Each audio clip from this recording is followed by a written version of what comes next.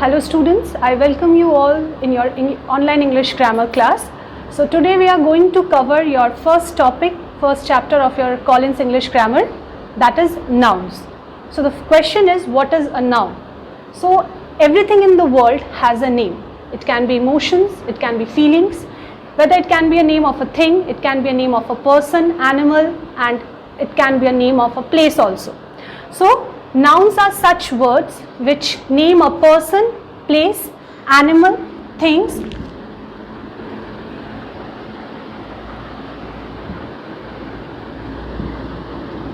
So nouns are the naming words which that are used to name persons, places, animals, things, feelings or ideas.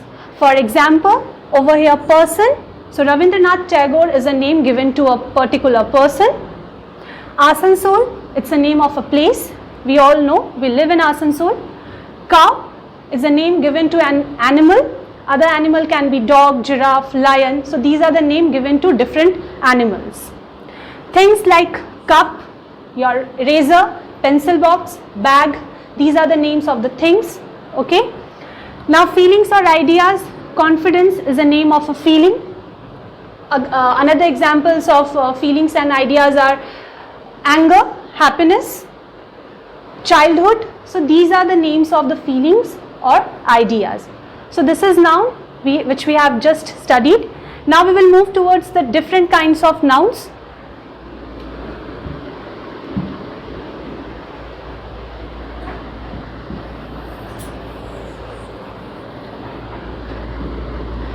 So over here, the first noun which we are going to study is proper noun. So proper nouns are the words which refer to the individual names of people, place, animals or things.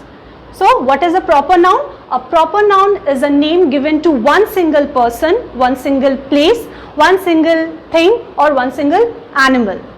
And always remember that proper nouns always begin with the capital letter. So whenever we write a proper name of a person or of a place, we always start the word with the capital case or capital letter. Clear? Now have a look on some examples. Sahil, Sameer and Rimpa go to Town High School in Bankura. So over here, Sahil, Sameer and Rimpa are the names given to three individual persons. Alright? Now where they go to the Town High School. So here Town High School is a name given to a particular school in that area. And the place where the Town High School is situated, and the name of the place is Bankura. So what did we learn? Sahil, Sameer and Rimpa are the name of the three individual persons, and Town High School is a name given to a proper name given to a school, and Bankura is a name of a place. Okay. Now the moon is the only satellite of the earth. As we all know that the moon, earth are the celestial bodies, but one particular name given to each and every celestial body. So here moon is the only satellite of the earth, means moon is a name of a celestial body which is the satellite of our planet earth. Clear? Now common nouns. So common nouns are the general names for people, animals, places or things that are common to everyone or everything belonging to that group. So for an example, girl, it can be any girl. Here the name girl, it can be applied to any girl in the world. Okay. Similarly, the sheep grazing in the field belong to my uncle. Here sheep is a common name because I am not specifying any particular sheep, any particular sheep here. And where they are grazing in the field. Again, I am not specifying that which field they are grazing. Now belong to my uncle, it could be any of my uncle. I am not specifying the name of my uncle. So again here, over here, uncle, field and sheep are the common names given to an animal. Field given to it's a name given to a place, and uncle, it's a name given to when we refer to a person. So these are the common names which we use for general animal, place and people or person. Again, he owns a shop on the main street of the town. So here owns a shop. As you can see, the word shop is written in bold. That means here I am not, first thing that you have to notice that the word shop is not capitalized. That means it's a common name because it can be any shop. It can be a grocery shop, it can be a medicine shop, it can be a stationery shop.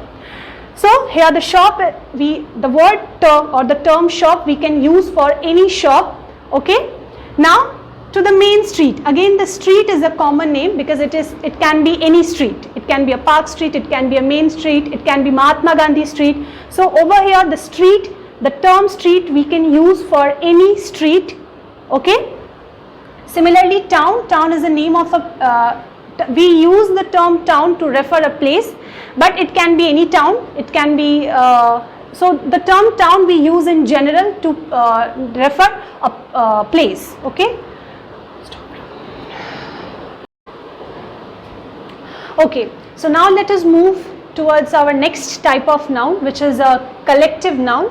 So collective nouns are words that name a group of person, place, animals or things which are thought of as a single unit. So what is collective noun? Basically, collective noun is a name given to a group of person, place, animal or things which are thought or which are taken as a whole single unit. For an example, the audience cheered for the performers loudly. Here, audience is a name given to a group of people who are the viewers of a particular match, of a particular television program or radio. Alright, so audience is a name given to a group of person. Again, a bouquet of flowers. Here, bouquet is a collective noun which is given to a group of, which is a name given to a group of flowers. Okay. Similarly, a herd of cattle. Again, herd is a collective name given to a group of, a herd is a name given to a group of animal.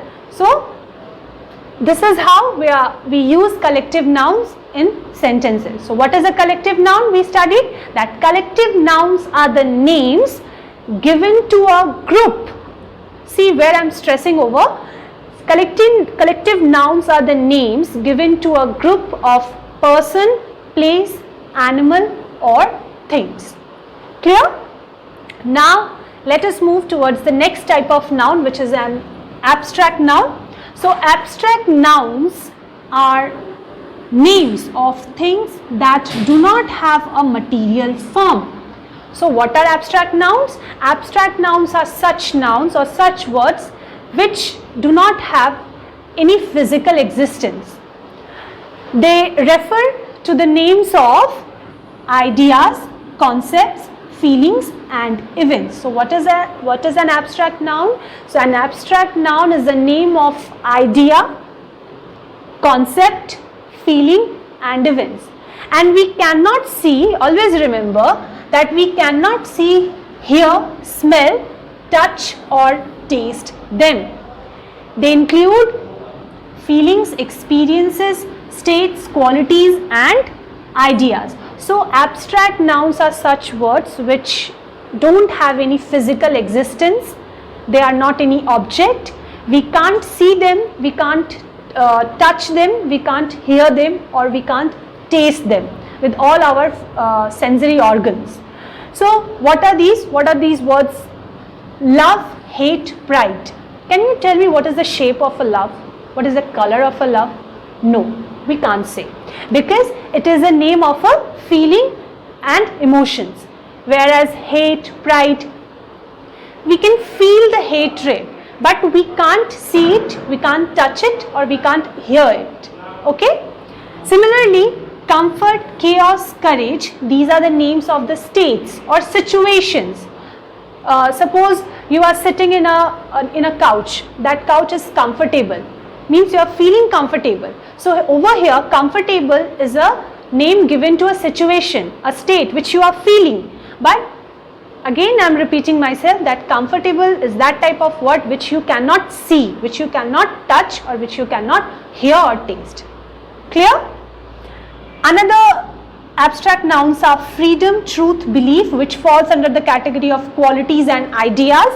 So freedom, truth, belief, again these are the names of another abstract nouns which falls under the category of qualities and ideas. So freedom, truth, belief are the names given to some qualities and ideas. Adventure, drought, these are the names of events and experiences. So what did we learn about the abstract nouns? Abstract nouns are such nouns which cannot be felt with our sensory organs, which do not have any physical existence. These are the feelings, these are the names given to a feeling, experience, states and qualities. Okay? Now let us move towards the next type of noun.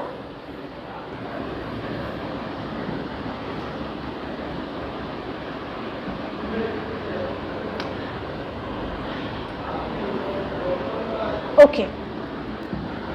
So over here, now we are going to learn about the concrete nouns. So what are the concrete nouns?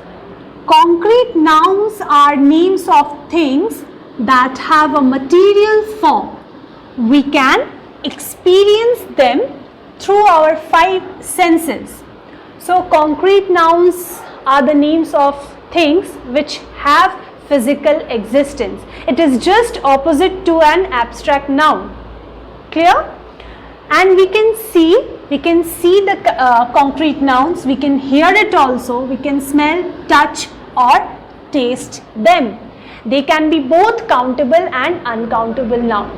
So concrete nouns are such nouns which have physical existence, which we can touch, see or hear, and concrete nouns are also falls under the countable category and uncountable noun category. Examples are chair.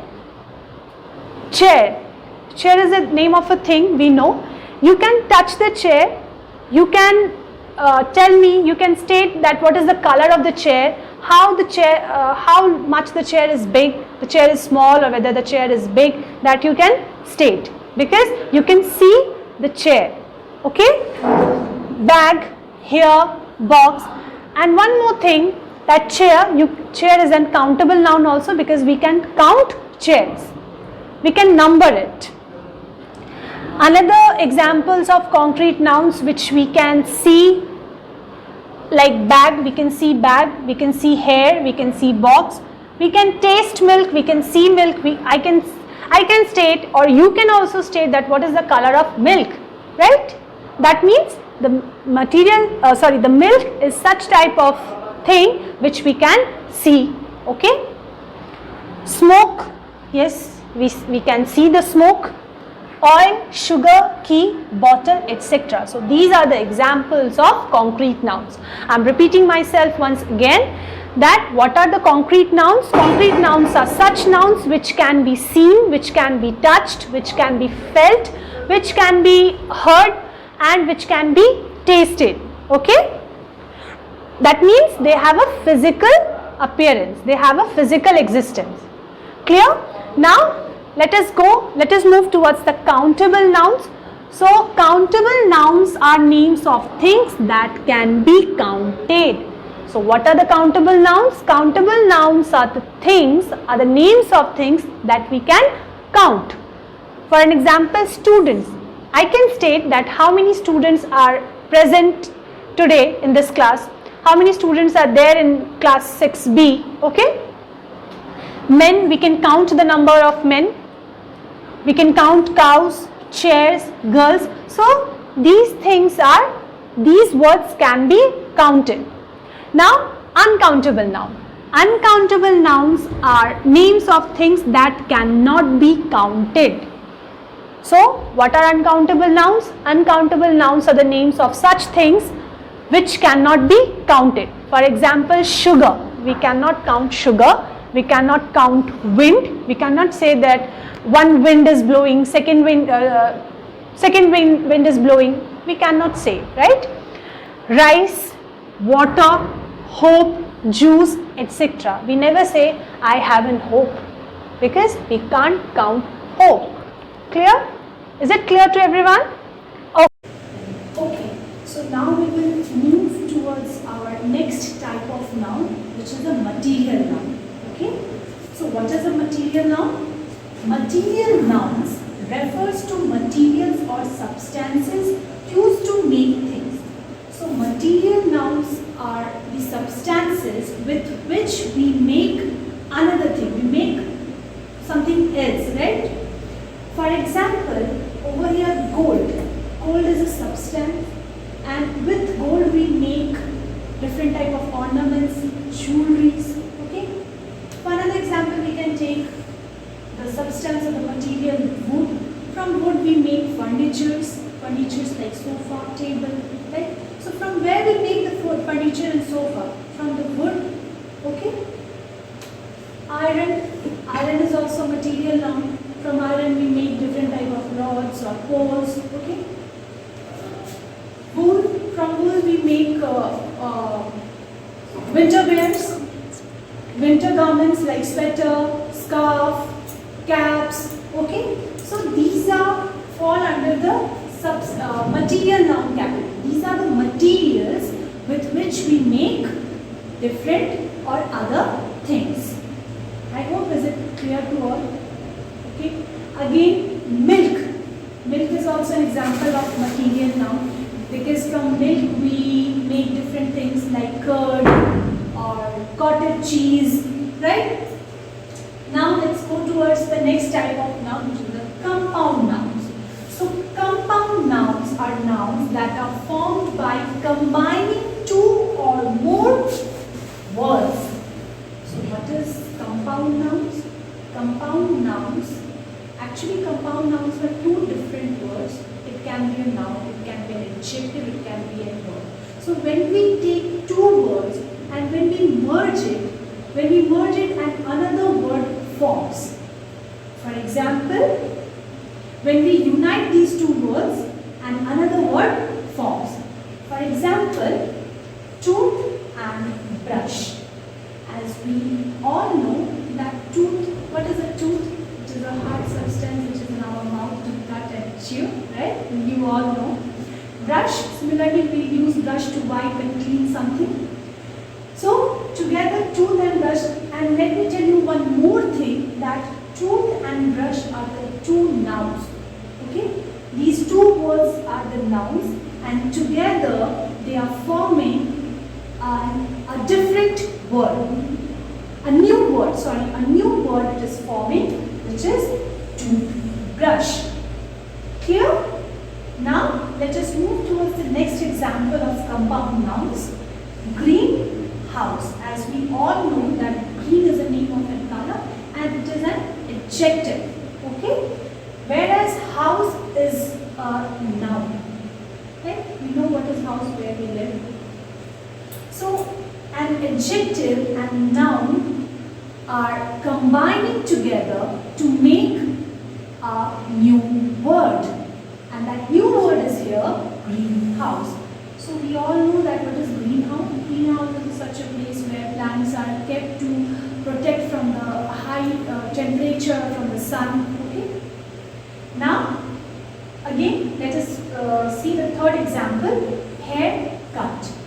Hair we all know it's a noun, but as you can see the third example, the cut. Cut is a verb. Cut means what? To cut down something, right? So here noun plus verb together, when we are merging them together, they are forming a new word, and that new word is haircut. So when we go to the salon, we ask the barber for haircut, right? Why we go to the salon? For haircut. So haircut is a word made from the two different words, and one word which belongs to the noun category and the second word belongs to the verb category. So noun plus verb, in haircut, noun plus verb together is making a new word. A new word is being formed by the noun or verb, by adding noun or verb, or by adding adjective or noun, or you can also add by a noun with another noun. So this is how you are going to make compound nouns. Is it clear to all? Okay, so this was all for today. In the next class, we are going to come with another topic.